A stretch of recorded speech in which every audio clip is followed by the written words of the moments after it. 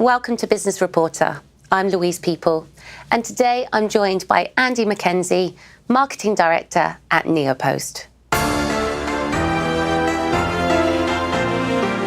Morning, Andy. Good morning. Now, communications are crucial in businesses, especially SMEs. What are the biggest challenges they're faced with? Well, to start, it's really making sure they understand the scope of communication. And it's really everything they do with their customers, whether that's phone calls, whether that's emails, even coming back around to sending invoices and sending bills. All of it's communication between the business and their customer base. I guess the other one is simply a perception that it's complex, particularly as communications changes, and keeping up with that while you're also trying to run your own business it can seem quite daunting. Of course, the good news is it's not really that complex and can be solved. You mentioned complexity there. Can you develop that a little bit more for me? Sure. Maybe it's best to use an example. If you look at, if you're a finance director, they deal with a lot of different customer pieces, and maybe one in property management, where you've got buildings you're trying to manage. You've got multiple landlords, potentially multiple owners of the building that you need to communicate with, both in terms of what's going on with the building, both legally as well as financially. You've got vendors coming in doing work on your building, and you need to be able to communicate with them, who may be doing all kinds of things to your building, painting, carpeting, this and that. And of course, you've got tenants. You need to communicate with them. Again, both in terms of legally the things you have to do. You also have to promote your building. And finally, you have to collect the rent every month. So there can be quite a lot of different kinds of communication via different channels. How would SMEs build better communications? Again, it's that question of making sure you understand the scope of what you're dealing with and kind of where you are in terms of your maturity, trying to understand the problems you have and identifying a few simple ones that you can tackle right away, working along step by step to solve the puzzle, but with an eye toward building a solution that really covers you longer term. I understand the examples, but in reality, if I'm an SME, there's two things I don't have: time and resources. What can you help me with? Well, yes, this is something we tackle regularly. SMEs are always stretched for time. They're always stretched for resource. And really what we recommend is that they identify the problems that are most urgent to them and in front of them. And you tackle those first.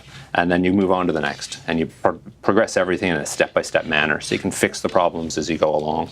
And again, an organization like Neopost brings the expertise to help you solve that one, but really with an eye toward making sure you get a complete solution when you're done. You mentioned omni-channels, you mentioned complex communications. Neopost is known as a mailroom supplier. Why would we choose you? Well, a lot of it comes down to our history as a mailroom supplier. Because as communication has evolved, there is still the need for both physical and digital communication. Going back to my original example around a property management kind of example, if you're a finance director and you're trying to deal with the owners of buildings, you're going to need to be able to communicate to them some things about financial transactions, some legal transactions. Some of those are required to be physical. Some of those maybe customers may choose to have that digitally. And again, even the digital format may vary. Some people may want just emails, and that's good enough. Some people may have very specific systems and processes they want you to use. Dealing with the vendors you may have, people coming in doing work on your property, cleaning and this and that. Again, they're going to communicate with you different ways. Again, sometimes physically, sometimes digitally. And finally, with your tenants, where you're going to be invoicing them, you're going to be collecting rents every month.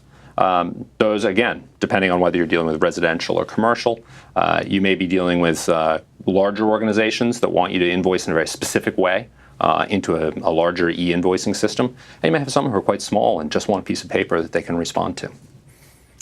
Now that covers invoicing and that covers all of the external communications. What about this mounting of incoming communications that we are faced with every day? Again, the key is managing to take that communication in, how your customers are sending it to you. Again, some will send it to you on paper, some will send it to you electronically.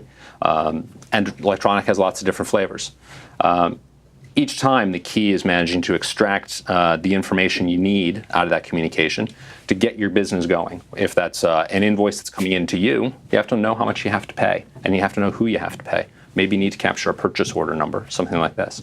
On all those cases, we can capture the key pieces of information in an automated way and provide all that information into the systems you use to manage your business, whether that's a complex system or really just, we can communicate that into an Excel spreadsheet if you need to. Now, this is the now. What Sure. about the future? From everything I'm reading, there's going to be greater emphasis on communications and more incoming data. Sure, of course. And I think that's what you'll see. I mean, one of the keys going forward will simply be the volume of communication back and forth between organizations and their customers. And managing that alone is difficult. But probably two other things. One will be the expansion of omni-channel, particularly with the maturity of social media, and how does that start to play in? And maybe even more so, the other one is management of data to allow you to truly personalize communication. As things go by, people expect much more personalization, and it's really only through data management that you can get that. Certainly learnt a lot about communications today. Thank you for your time. Thank you, Louise.